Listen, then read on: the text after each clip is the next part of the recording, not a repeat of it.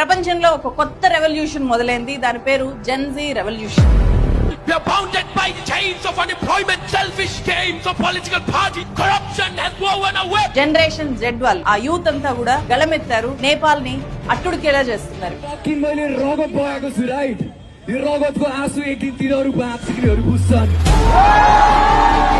September 9న ఈ ఆందోళనలు next level కి చేరాయి. నేపాల్ పార్లమెంట్ కు నిప్పు పెట్టారు. ప్రధాని ఇంటికి నిప్పు పెట్టి ధ్వంసం చేశారు. మంత్రులందరి ఇళ్ల మీద యూత్ ఎక్కడికక్కడ అటాక్స్ చేశారు. నేపాల్ ఫైనాన్స్ మినిస్టర్ విష్ణు ప్రసాద్ పౌడేల్ ను ఇలా నడి వీధుల్లో తరిమి తరిమి కొట్టారు.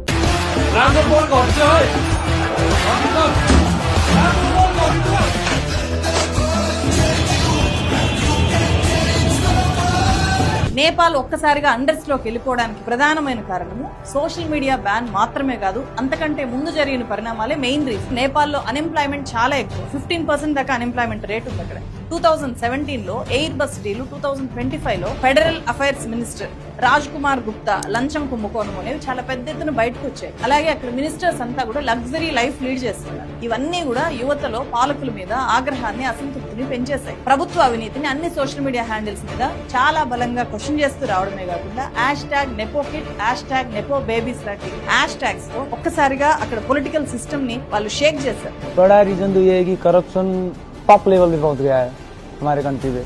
करप्शन का लेवल इतना हाई हो गया है कि जनता का सहन शक्ति से भी ऊपर चला गया है।